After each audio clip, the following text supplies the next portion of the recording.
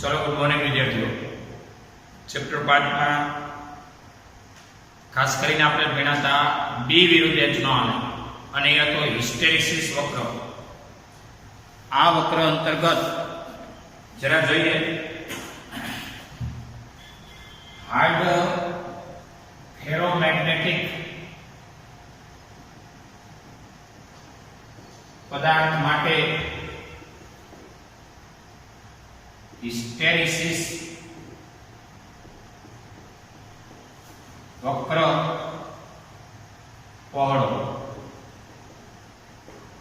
त्यारे soft ferromagnetic पदार्थ माटे हिस्टेरिसिस वक्र सापडो। हार्ड फेरोमैग्नेटिक पदार्थ माटे बी विरुद्ध एच नो आलेख आવો થશે। हार्ड माटे અને આ સોફ્ટ માટે વાત કરીએ તો બી વિરુદ્ધ એચ નો આલેખ સોફ્ટ માટે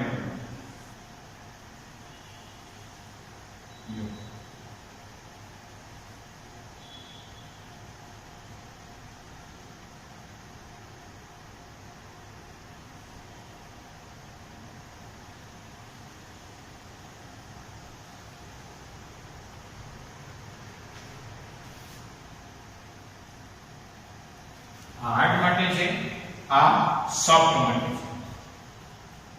હવે વાત કરીએ આપણી અહીંયા એક મુદ્દાની કે ભાઈ બી વિરુદ્ધ એચ ના આલેખ દ્વારા ઘેરાયેલ પ્રદેશનું ક્ષેત્રફળ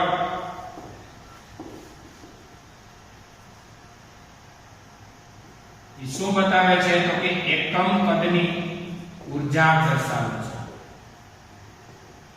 બી વિરુદ્ધ એચ ના આલેખ વડે ઘેરાયેલ પ્રદેશનું ક્ષેત્રફળ એકમ કદની ઊર્જા જેને કહેવાય ઊર્જા ઘનતા બતાવે છે।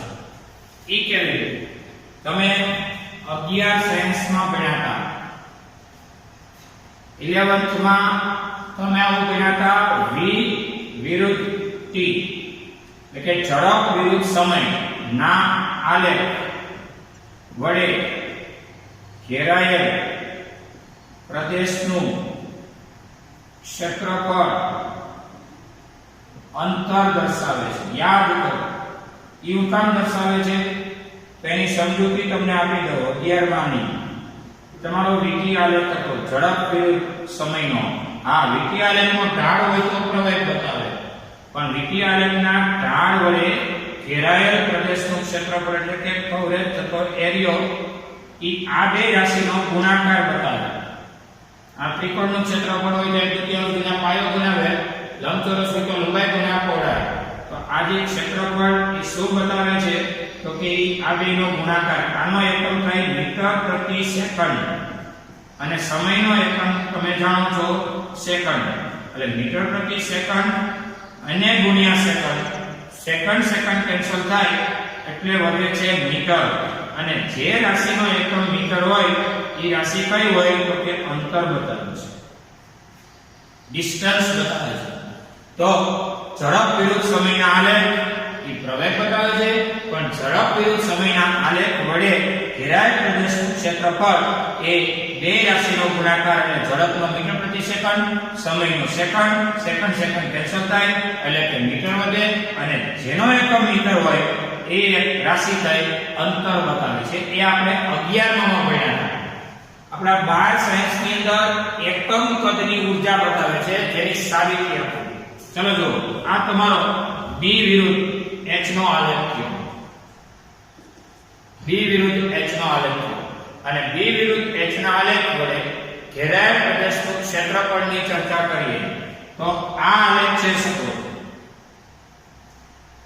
બી વિરુદ્ધ એચ ના આલેખના ઘેરાયેલ પ્રદેશની વાતો કરીએ તો આટલો ભાગ ઘેરાયેલો છે તો એ શું બતાવે છે તો કે એ પ્રદેશનું ક્ષેત્રફળ બી અને આ ક્ષેત્રફળ એટલે આ બેનો ગુણાકાર अथवा 1/2 गुण્યા પાયો ગુણ્યા 2 એટલે B અને H નો ગુણાકાર. તો B શું છે? ચુંબકીય ક્ષેત્ર. H શું છે? તો કે મેગ્નેટિક તીવ્રતા છે. બેને વળકો. B ક્યાંથી પકડશો? તો કે B અહીંથી. જરા જોજો, તમારી પાસે સૂત્ર છે F બરાબર QVB. યાદ રાખજો, F બરાબર Q કૌંસમાં V ક્રોસ B. આ પરથી B ને પકડવો હોય તો F બાય QV. B ને સૂત્રનો કરતા બનાવો તો F બાય QV. તો હવે B નો એકમ નક્કી થશે. F નો એકમ થાય ન્યૂટન, વીજભારનો કુલમ, ઝડપનો કહેવાય મીટર પ્રતિ સેકન્ડ. સેકન્ડ જાય અંશમાં, એટલે B નો એકમ થાય ન્યૂટન સેકન્ડ છેદમાં કુલમ મીટર. B ની જગ્યાએ ન્યૂટન ઇન્ટુ સેકન્ડ છેદમાં કુલમ ઇન્ટુ મીટર. વાત રહી H ની. H ક્યાં છે તમે જાણો છો? H બરાબર NI, અને n એટલે એકમ લંબાઈમાં આંકડાની સંખ્યા. સ્મોલ n એટલે એકમ લંબાઈમાં આંકડાની સંખ્યા, અને ઇન્ટુ I આ આપણો H મળવા પાત્ર છે. તો H નો એકમ નક્કી કરવો હોય, H નો એકમ, તો n એટલે આંકડાની સંખ્યા. સંખ્યાને કોઈ એકમ નથી. પ્રવાહનો એકમ એમ્પિયર અને લંબાઈનો એકમ મીટર. આંકડાને કોઈ એકમ નથી. પ્રવાહનો એકમ શું? એમ્પિયર, અને લંબાઈનો એકમ મીટર. એમ્પિયર પ્રતિ મીટર થયો. H નો એકમ એમ્પિયર પ્રતિ મીટર.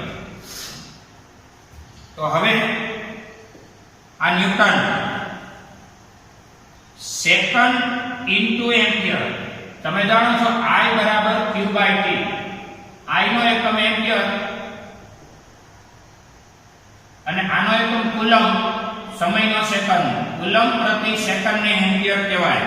તો કુલમ એટલે ampere into second. Ampere into second ની જગ્યાએ કુલમ છેદમાં કુલમ અને મીટરનો સ્ક્વેર. તો મીટર વડે ગુણી નાખું અને મીટર વડે ભાગી નાખું. મીટર વડે ગુણું અને મીટર વડે ભાગું તો શું થશે? જોજો, એક કુલમ ભલે ઉડી ગયો. ન્યૂટન ઇન્ટુ મીટર ને જૂલ કહેવાય, અને મીટર વર્ગ અને મીટર ની એક એટલે મીટરનો ઘન કહેવાય. એટલે મીટરના ઘનને કહેવાય એકમ કદ, અને જૂલ એટલે ઊર્જા.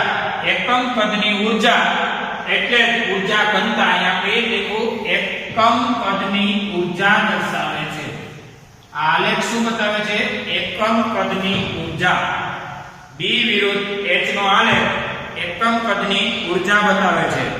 અને ખાસ કરીને એક નોંધવા જેવી હકીકત છે કે હિસ્ટેરેસિસ સાયકલ જેમાં કોળી હોય એ કાયમી ચુંબક બનાવવામાં આવે. આ કાયમી ચુંબકો છે.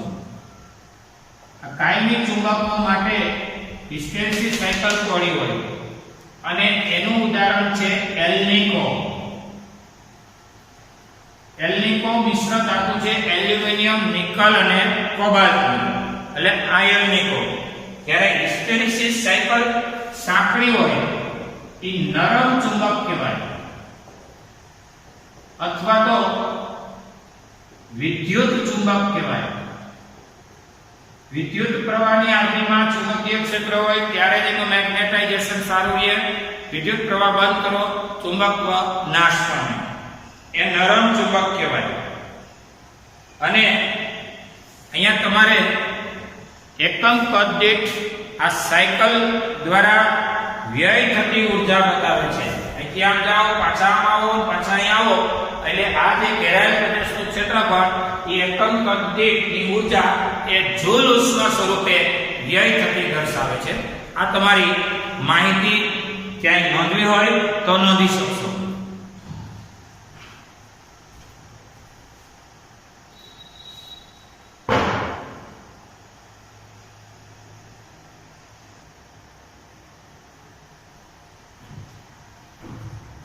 ચલો થોડા દાખલાઓ, એક્સ્ટ્રા દાખલા છે અધર મટીરીયલમાં, તો નોંધી લે કે જે તમારે અત્યારે એમ કહી શકાય કે અત્યાર સુધીમાં એવા પણ દાખલાઓ અન્ય મટીરીયલોમાં રહેલા છે કે જે તમારે સોલ્વ કરવાથી આવનારી એક્ઝામમાં ટૂંકમાં શોર્ટકટ મારવાથી માંડી અને દરેક એંગલથી તમને વિચારવામાં કામ આવે, ખાસ તો નીટ માટે પણ સપોર્ટ કરી શકે.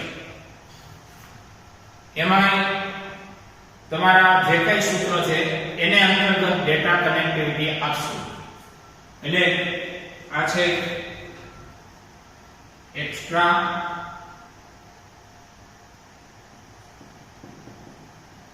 ક્વેશ્ચન 1.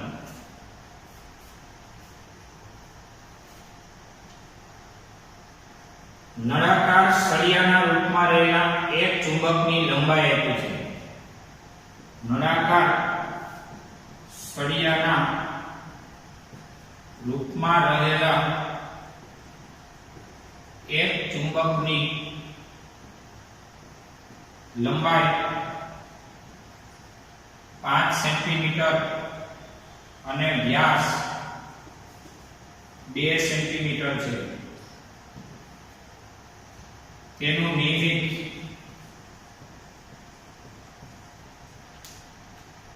મેગ્નેટાઇઝેશન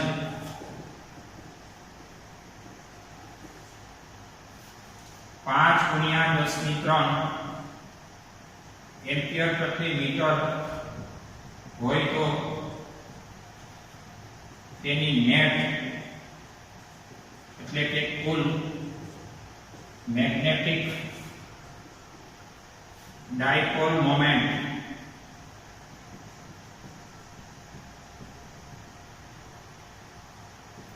કેટલી અથવા નક્કી કરો. હવે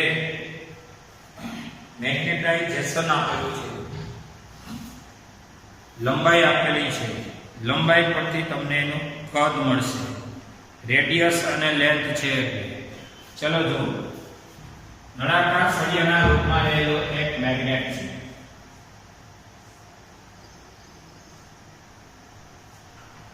આ એની લંબાઈ છે અને આ એની રેડિયસ છે.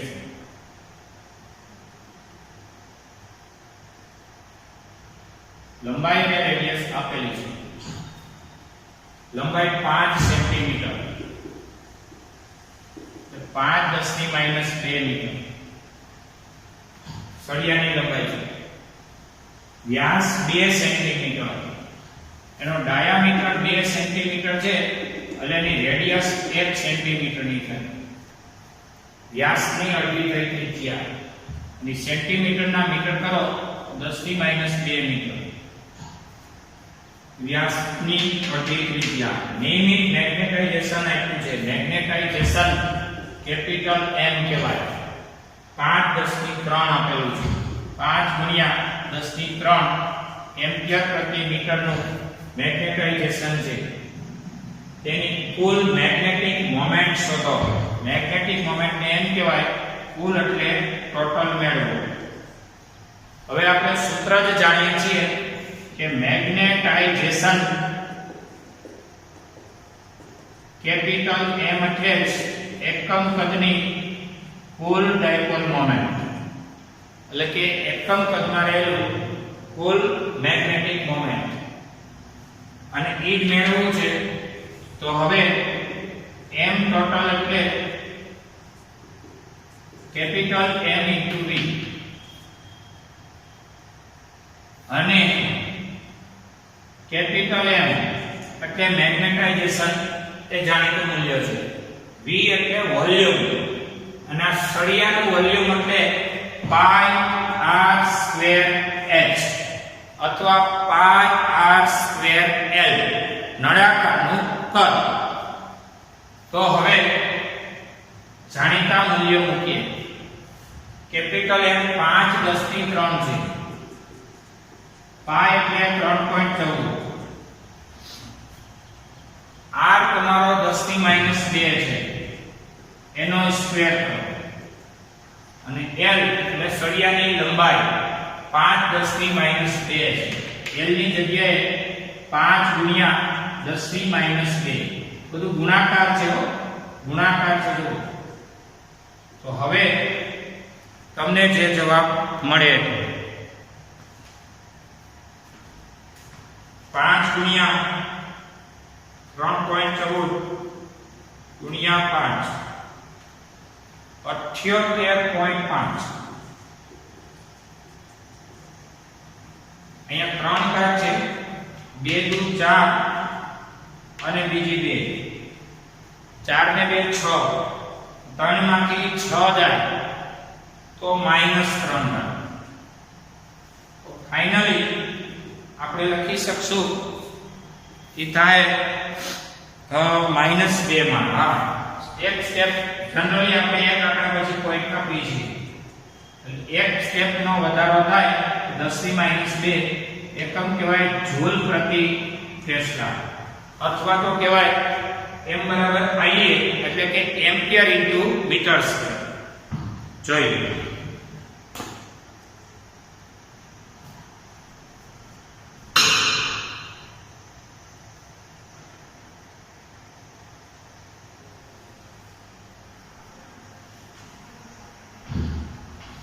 જો ત્યાર પછી એક્સ્ટ્રા પ્રશ્નમાં બીજો તમને 3000 આટાવાળા ટોરોઇડની ચર્ચા કરી છે જો યાદ રાખજો સોલેનોઇડ હોય ને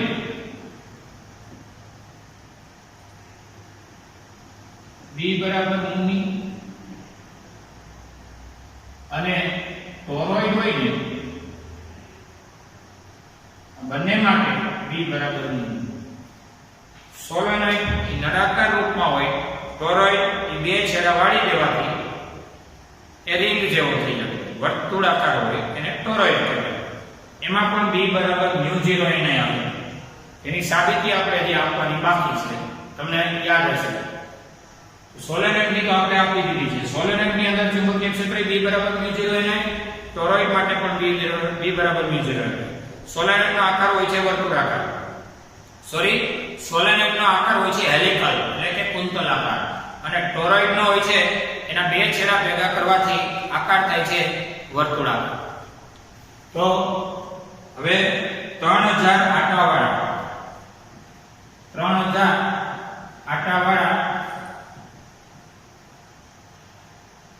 એક ટોરોઇડ ની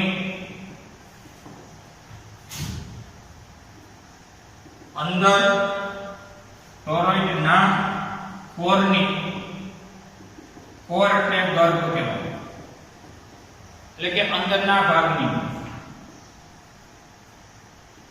અંદર અને બહારની ત્રિજ્યા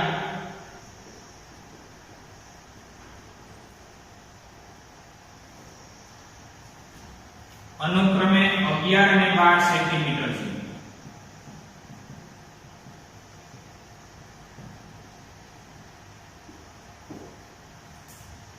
જ્યારે 0.7 એમ્પિયર પ્રવાહ પસાર કરવામાં આવે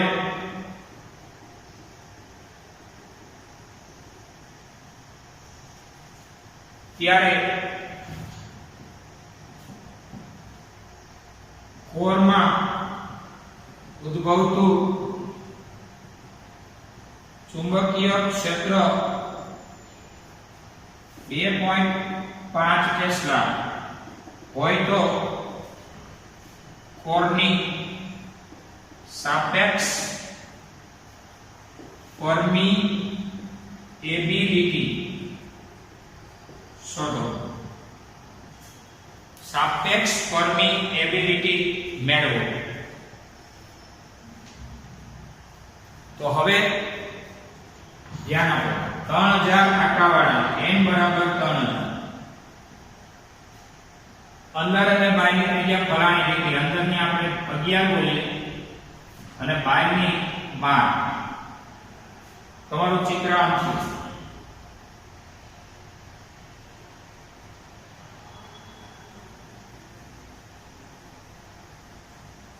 5 પાસે આટા હોય આપણે બોલું છું આકૃતિ ખોટી છે આટા બધા 5 પાસે હોય હવે અંદરની ત્રિજ્યા આપણે r1 કહીએ અને બહારની ત્રિજ્યા આપણે r2 કહીએ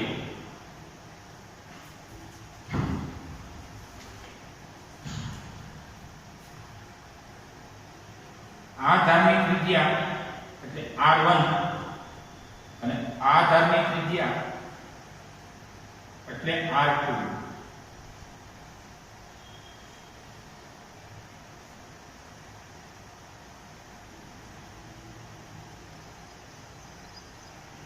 અહીંથી આટલી r1 અહીંથી આટલી r2. પરંતુ આ ત્રિજ્યાને આપણે r કહીએ. r એટલે એની સરેરાશ ત્રિજ્યા. r એટલે r1 r2 બાય 2, 11 12 2, એટલે બધું થતા 11.5 સેન્ટીમીટર એવરેજ ત્રિજ્યા.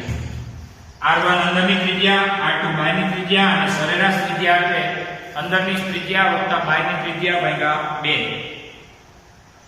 ખાસ કરીને સોલેનોઇડ માટે b બરાબર મુની, ટોરોઇડ માટે પણ b બરાબર મુની. ટોરોઇડ માટે ચુંબકીય ક્ષેત્ર અથવા ટોરોઇડની અંદર કૌંસમાં કોરમાં ભાગમાં ચુંબકીય ક્ષેત્ર B બરાબર μ0 ni. તો હવે B બરાબર μ0 ni આ સૂત્ર અંતર્ગત તમે આવું લખી શકો. તમને કઈ કીધું છે આટલી ત્રિજ્યા છે ત્યારે કોરમાં ઉદ્ભવતું ચુંબકીય ક્ષેત્ર શોધો. કોરની સાપેક્ષ પરમિએબિલિટી પણ શોધો. હવે ટોરોઇડની કોરની અંદરનું ચુંબકીય ક્ષેત્ર પૂછ્યું છે. તો ટોરોઇડની કોર નું ચુંબકીય ક્ષેત્ર આ છે. ટોરોઇડના કોર એટલે કે ગર્ભની અંદર ચુંબકીય ક્ષેત્ર B બરાબર μ ni. કારણ કે કોરની અંદર કંઈક દ્રવ્ય ભરેલું હોવું જોઈએ. અને B બરાબર તમે લખી શકો μ એટલે μr μ0 ni. એ કારણ લખી નાખું. સાપેક્ષ પરમિએબિલિટી એટલે μ બાય μ0 એટલે μ એટલે μr μ0. માત્ર ટોરોઇડની ચર્ચા ચાલે છે એની સામે ત્રિજ્યા આપી છે પણ કોર એટલે ગર્ભ ભાગ. અને તમને અહીંયા કીધું નથી પણ હું તમને કહી દઉં કે ટોરોઇડની અંદર એટલે કે ગર્ભ ભાગમાં લોખંડ કે નિકલનો ટુકડો મૂકેલો છે. એટલે B બરાબર μ ni. μ0 ને બદલે μ માધ્યમ હોવાથી અને μ એટલે આ બેનો ગુણાકાર. હવે ચુંબકીય ક્ષેત્ર તમને આપેલું છે B સમથિંગ એવા ટેસ્લા. ડેટામાં જુઓ તમારું B 2.5 ટેસ્લાનું છે. આ જાણીતું છે. તમારે સાપેક્ષ પરમિએબિલિટી જોઈશે અને કે μr જોઈશે. μ0 બધાને ખબર છે. પછી n એટલે એકમ લંબાઈમાં આટાની સંખ્યા અને સોલેનોઇડની અથવા તો અહીંયા ટોરોઇડની આખી લંબાઈ કહેવાય 2πr. આટાની સંખ્યાને આની લંબાઈ એટલે r ત્રિજ્યાનો હોવાથી એની લંબાઈ કહેવાય 2πr. અને પ્રવાહ 0.7 એમ્પિયર નો આપેલો છે. પ્રવાહ પણ આપેલો છે, ચુંબકીય ક્ષેત્ર પણ આપેલું છે, સાપેક્ષ પરમિએબિલિટી μr તમારે મેળવવી છે. સ્મોલ n તમારો સૂત્રમાં જાણો છો એકમ લંબાઈમાં આટાની સંખ્યાને n કહેવાય. આટા આપેલા છે 3000. લંબાઈ એટલે પરિઘ થાય 2πr. તો હવે જો B બરાબર μr μ0 n એટલે એકમ લંબાઈમાં એટલે કે 2πr લંબાઈમાં આટાની સંખ્યા. સોલેનોઇડ હોય તો n/l, ટોરોઇડ છે તો n/l એટલે પરિઘ એટલે 2πr અને ઇન્ટુ i. આમાંથી આપણે μr ને સૂત્રનો કર્તા બનાવશું. તો હવે μr બરાબર તેથી μr બરાબર અને આમ જવા દો b * 2 pi r ના છેદમાં mu 0 ni b * 2 pi r b * 2 pi r ના છેદમાં mu 0 capital ni ready b એટલે ચુંબકીય ક્ષેત્ર 2.5 ટેસ્લા 2 pi એટલે 3.14 સોલેનોઇડની રેડિયસ અંદરની 11 બહારની 12 એટલે આપણે લેવાની 11.5 રેડિયસમાં 11.5 સેન્ટીમીટર ના મીટર એટલે 10 - 2 mu 0 એટલે 4 pi 10⁻⁻7 આટાની સંખ્યા n એટલે 3000 3 × 10⁻³ એને ગુણ્યા I એટલે પ્રવાહ 0.7 એમ્પિયર ફાઇનલી આ બે કેન્સલ તો હવે જે મળે એ તમારી સાપેક્ષ પરમિએબિલિટી ગણાશે અને એકમ રહિત ગણાશે શા માટે એકમ રહિત કારણ કે μr એટલે આ બે રાશિનો ગુણાકાર એટલે એકમ રહિત થશે 2.5 ગુણ્યા 2 ગુણ્યા 11.5 છેદમાં 4 ના છેદમાં 3 ના છેદમાં 0.7 એટલે 6.84 એની સામે 10 ની -2 -7 ઉપર જાય તો +7 તગડો ઉપર જાય તો માઈનસ તગડો 7 માંથી 2 જાય તો 5 5 માંથી 3 જાય તો 2 આટલી ઘાત મળી ફાઇનલી 6.84 ગુણ્યા 100 એટલે કે 684 મૂલ્યનું સાપેક્ષ પરમિએબિલિટી મળી 684 જોઈએ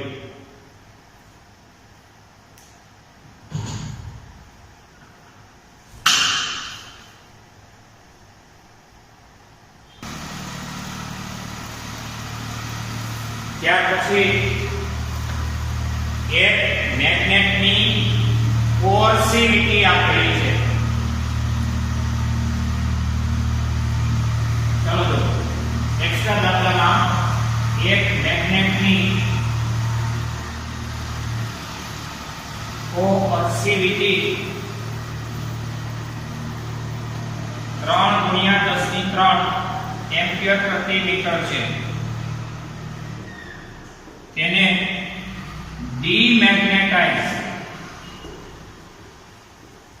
ડીમેગ્નેટાઇઝ એટલે મેગ્નેટાઇઝેશનની વિરુદ્ધ દિશામાં ડોમેન્સ ને ગોઠવવા મેગ્નેટાઇઝ થયેલો હોય ને એને ફેરવીને ફરીથી મેગ્નેટાઇઝ કરવો ડીમેગ્નેટાઇઝ કરવા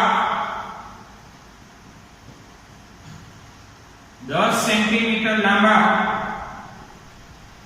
અને 50 આંટાવાળા એક સોલેનોઇડમાં રાખેલો છે કોને રાખેલો છે ભાઈ તો કે એક મેગ્નેટની કોર્સિવિટી એટલી છે અને એ મેગ્નેટને ડીમેગ્નેટાઇઝ કરવો એટલે અસ્તવ્યસ્ત ગોઠવવા 10 સેન્ટીમીટર લાંબા અને 50 આંટાવાળા એક સોલેનોઇડમાં આ મેગ્નેટને રાખેલો છે સોલેનોઇડમાંથી કેટલો પ્રવાહ પસાર કરવો જોઈએ સોલેનોઇડમાંથી કેટલો પ્રવાહ પસાર કરવો જોઈએ આ આપણો સવાલ છે સૌથી ફર્સ્ટ પોઈન્ટ કે કોર્સિવિટી એટલે શું તો કે જ્યારે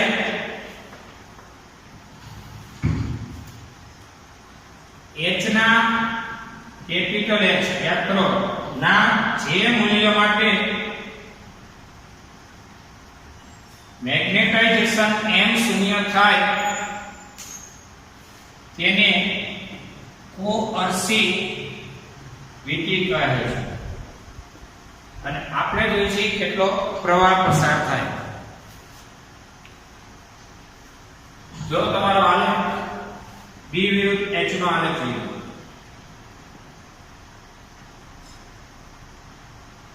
પેલા પાછો આવે એટલે આ રિટેન્ટિવિટી, પાછો આવે એટલે અહીંયા આટલી કોર્સિવિટી, આ કોર્સિવિટી છે આટલી.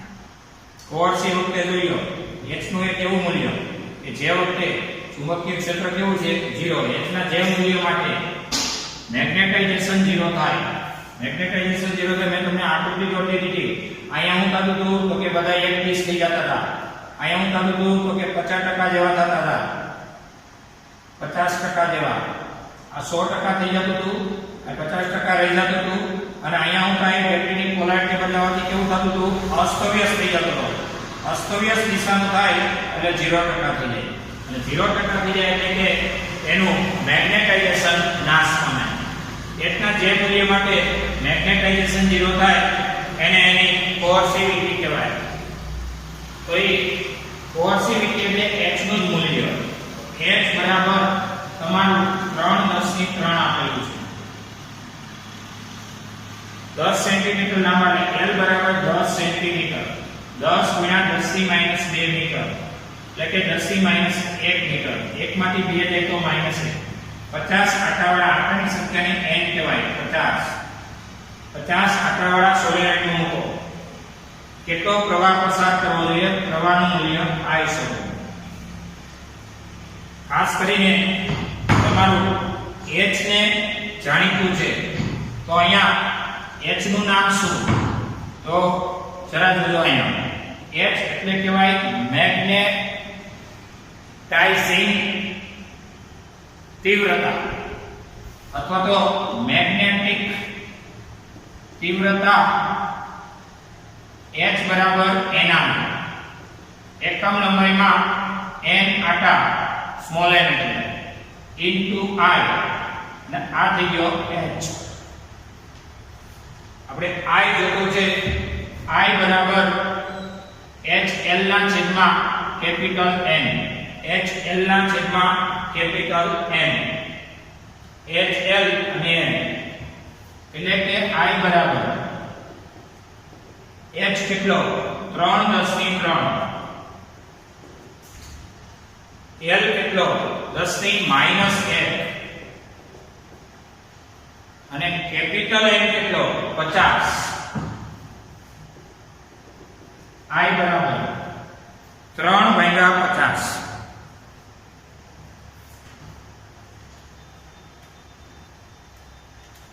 जीरो पॉइंट 06 3 માંથી 1 જાય તો 2 0.06 ગુણ્યા 100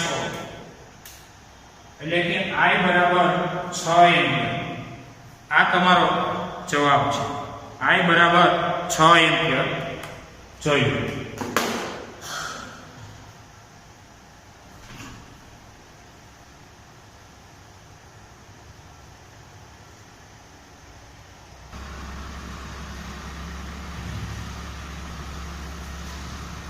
ચાલો જોજો.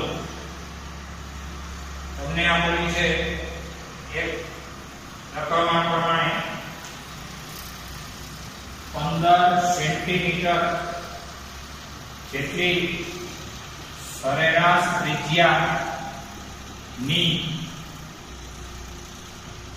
રોલેન્ડ રિંગના 800 જેટલી સાપેક્ષ પરમિએબિલિટી ધરાવતા કોર પર તારના 3500 આટા વીંટાળવામાં આવ્યા છે.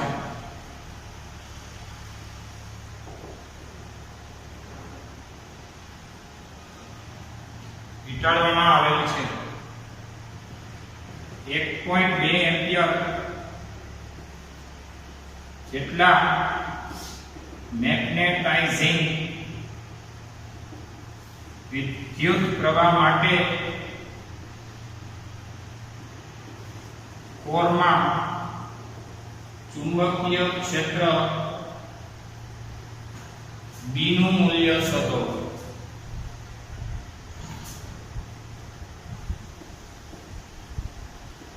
આપણો સવાલ છે.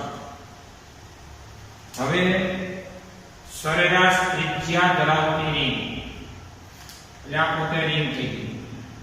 આને રિંગ કહેવાય, એ તો પાકું જ થયું. અને આ રિંગ જે કાંઈ છે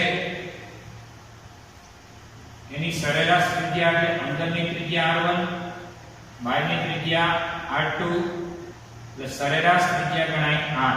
આવડી r એટલે r1 r2 2. સાપેક્ષ પરમિએબિલિટી એટલે μr 800. 3500 આટાની સંખ્યાને n કહેવાય, 3500. ટૂંકમાં આ રિંગ ઉપર આટા વીંટાળવામાં આવેલા છે. આટાની સંખ્યાને આપણે n કહીએ છીએ અને આ રીતે આટા વીંટાળેલા છે.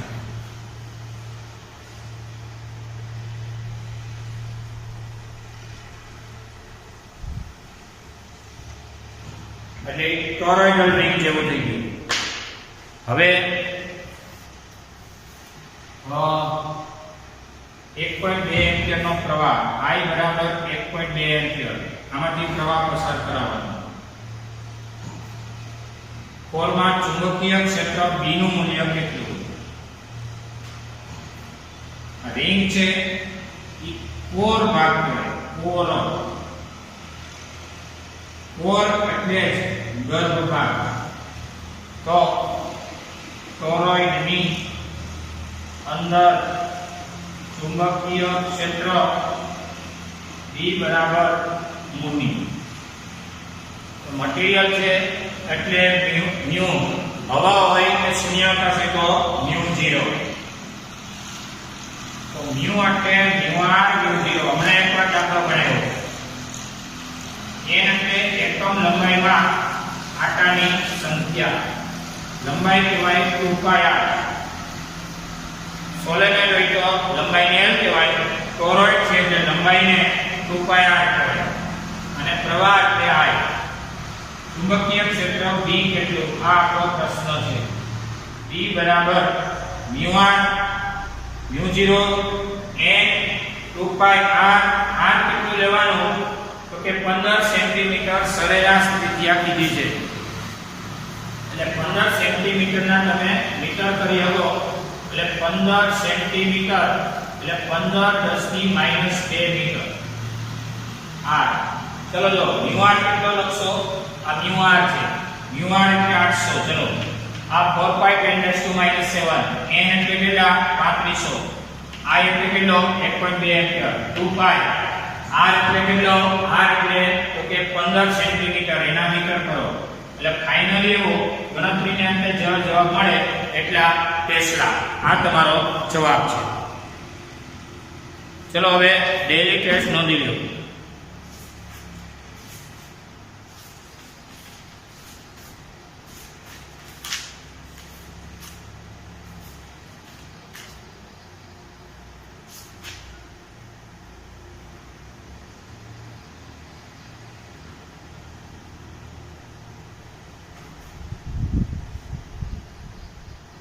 ડેઈલી ટેસ્ટમાં